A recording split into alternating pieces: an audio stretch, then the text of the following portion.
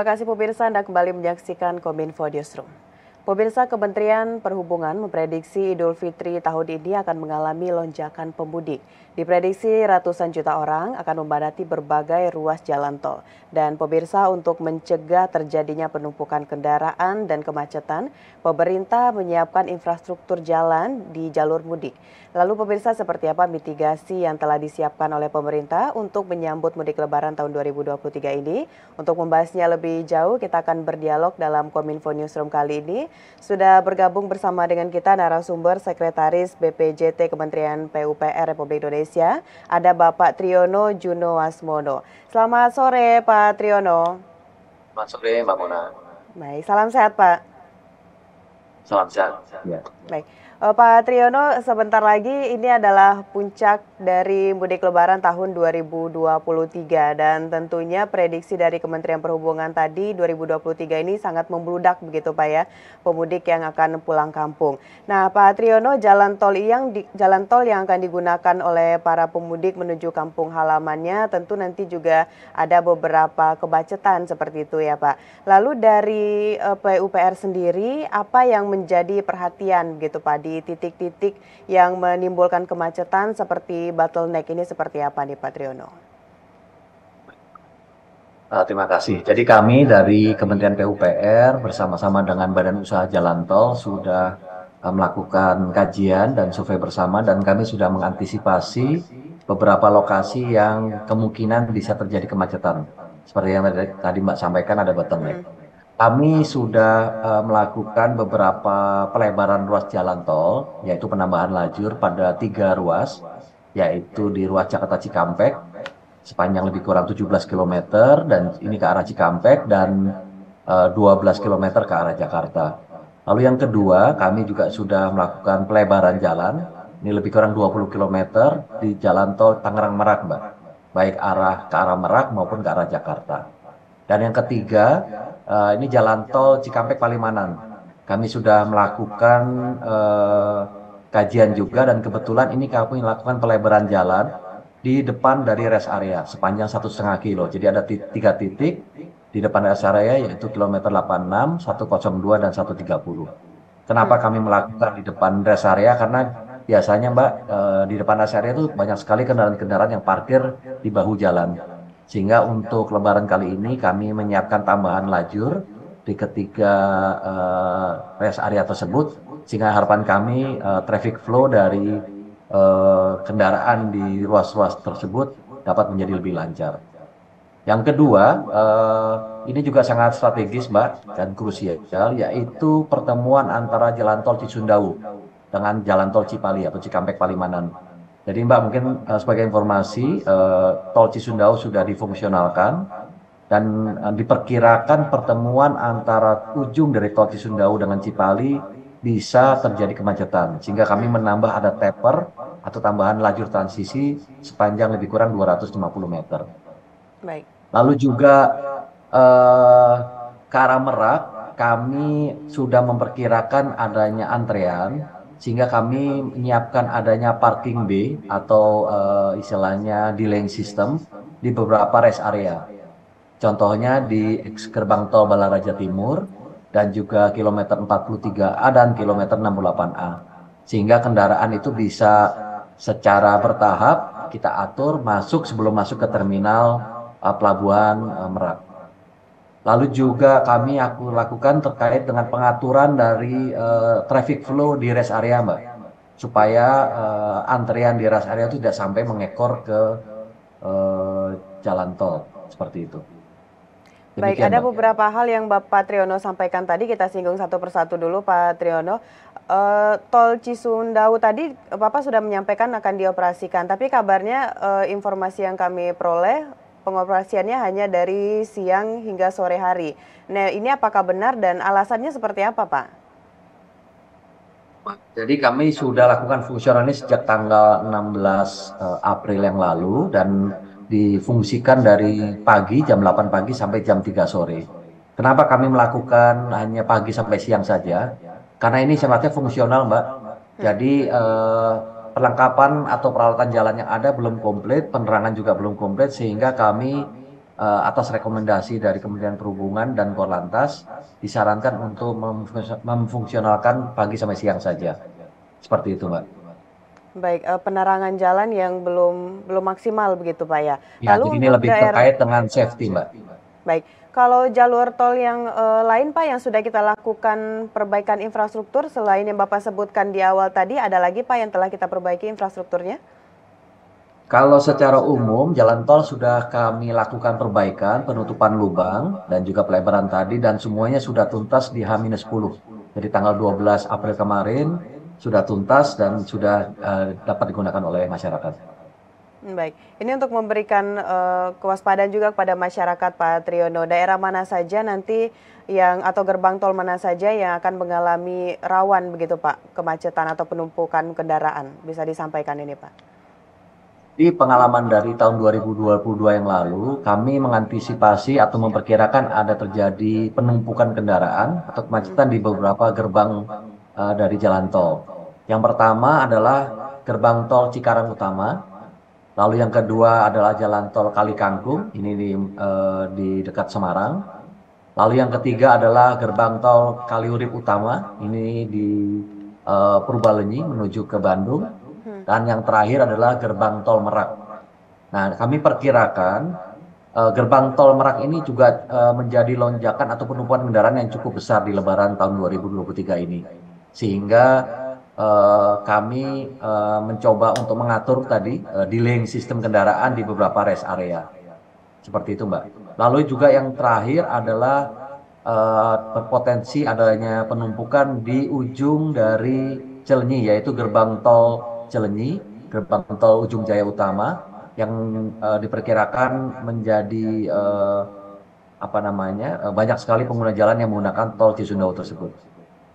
Ya, baik, berarti dari pemerintah sendiri, Kementerian PUPR sudah memiliki bagaimana mitigasi terhadap beberapa hal yang untuk penumpukan tadi. Nah, yang paling penting juga, Pak Triyono, adalah penumpukan kendaraan di rest area. Nah, ini apa yang kita lakukan nanti, Pak? Apakah ada penambahan atau bahkan ada sistem yang baru di setiap rest area tersebut, Pak Triyono? Baik, Mbak. Jadi pertama memang di rest area ini pengalaman dari tahun-tahun sebelumnya, kami tentunya akan mengatur rest area dengan penerapan skenario buka tutup atau Oke. traffic flow satu arah di dalam dari rest area tersebut. Dan tentunya pengaturan ini kami bersama-sama dengan Korlantas dan juga pengelola dari jalan tol. Yang kedua, kami akan mengatur pemberlakuan pelarangan atau penerapan parkir kendaraan di beberapa titik di rest area.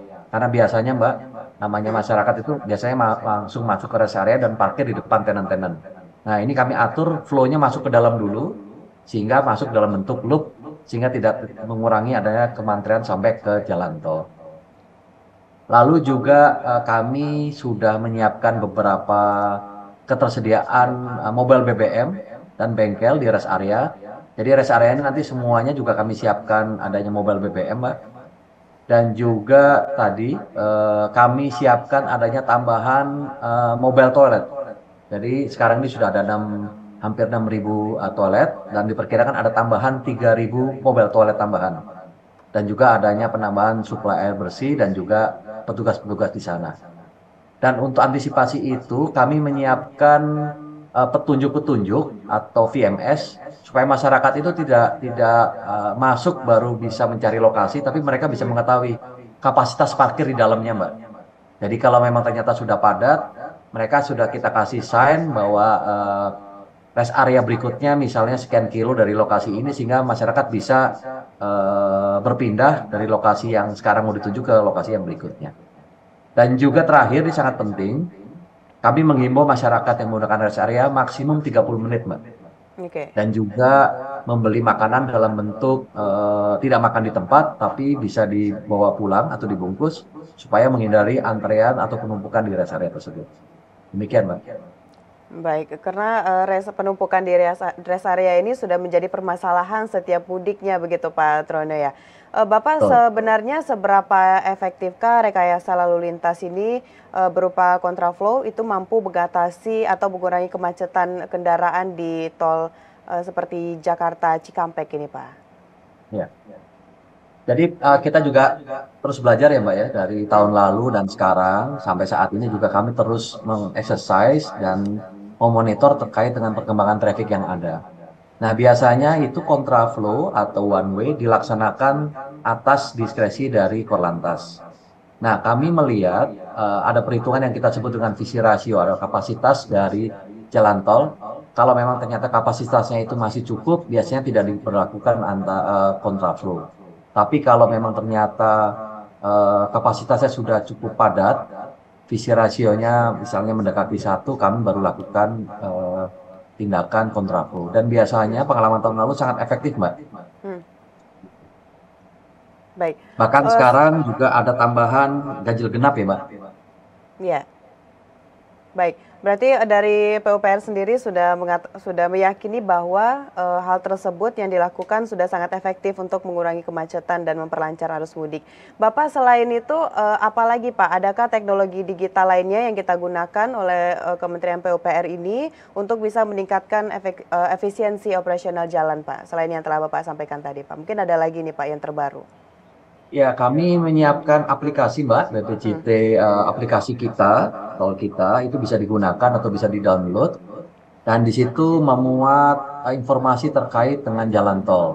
Ya. Baik peta di jalan tol, lalu juga tentunya tarif jalan tol, lokasi-lokasi dari rest area, dan juga update info terkait dengan perkembangan jalan tol. Misalnya tadi ada one way atau kontraflow, atau mungkin kecelakaan di mana. Dan juga yang paling penting ada call center di sana, Mbak. Jadi kalau misalnya masyarakat perlu informasi terkait informasi di lapangan, atau ada yang mau ditanyakan, atau mungkin barangkali ada kendaraan mogok dan sebagainya, bisa menghubungi call center yang ada di aplikasi kami. Oke, baik, yang tidak kalah penting juga Pak, ini masyarakat juga ingin tahu tentunya mengenai diskon di beberapa ruas jalan tol. Nah, ini informasinya seperti apa lengkapnya Pak Triyono? Baik Mbak, kami dari BPJT, Kementerian PUPR, dan juga Badan Usaha Jalan Tol sudah sepakat ada 5 ruas jalan tol yang menerapkan diskon, Mbak. Ini Ya. kebetulan ada 5. Yang pertama adalah jalan tol Jakarta Cikampek. Ini diterapkan diskon sebesar 20% pada tanggal 16 sampai 17 dan juga 27 sampai 29 April. Jadi 2 hari sebelum libur dan 2 hari setelah libur. Yang kedua adalah ruas tol Bakahuni terbagi besar. Ini juga sama, tanggal 16 sampai 18 dan tanggal 26 sampai 28 April. Diskonnya juga sama 20%. Yang ketiga, ruas jalan tol Kayu Agung Palembang. Ini tanggal 16 sampai 18 April dan tanggal 27 sampai 29 April. Diskonnya juga sama 20%. Yang keempat, ruas jalan tol Tangerang Merak. Ini diskonnya 20%, diterapkan tanggal 16 sampai 18 dan tanggal 27 sampai 28 April. Dan yang terakhir, jalan tol Cibitung Cilincing. Ini pemberian diskonnya untuk golongan 1 15%, dan golongan 2 sampai golongan 3 44%, dan golongan 4 sampai 5 58%. Ini cukup besar, dan penerapan diskonnya tanggal 14 sampai tanggal 30 April. Jadi mudah-mudahan pemberian diskon ini bisa membuat masyarakat melaksanakan mudik lebih awal dan kembali juga setelah libur, sehingga dapat mengurai kemacetan yang ada, Mbak. Baik, berarti dari pemerintah sendiri bukan hanya memberikan fasilitas di infrastruktur, tapi juga dalam hal pembiayaan begitu Pak ya, ada beberapa diskon tadi di 5 ruas jalan tol. Pak Triyono, terakhir nih Pak, boleh disampaikan juga seperti apa himbauannya kepada masyarakat yang melakukan mudik Lebaran tahun 2023 ini agar mudik bisa lebih nyaman dan juga berkesan tentunya. Silakan Pak Triyono. Terima kasih, kami dari Kementerian PUPR sudah menyiapkan prasarana jalan, termasuk jalan tol di sini dengan baik, dan mudah-mudahan prasarana yang sudah siap tersebut dapat digunakan masyarakat dan dengan dilaksanakan masyarakat untuk mudik dengan aman dan nyaman. Dan mudah-mudahan kami menghimbau masyarakat untuk memperhatikan dari kendaraan yang menggunakan jalan tol tadi, termasuk juga antisipasi terkait dengan lonjakan traffic yang ada. Mudah-mudahan dengan aplikasi yang sudah kami siapkan itu dapat dimonitor CCTV yang ada, Mbak. Sehingga masyarakat dapat memperkirakan ruas jalan tol yang relatif tidak terlalu macet dan dapat digunakan untuk mudik nanti. Demikian, Mbak.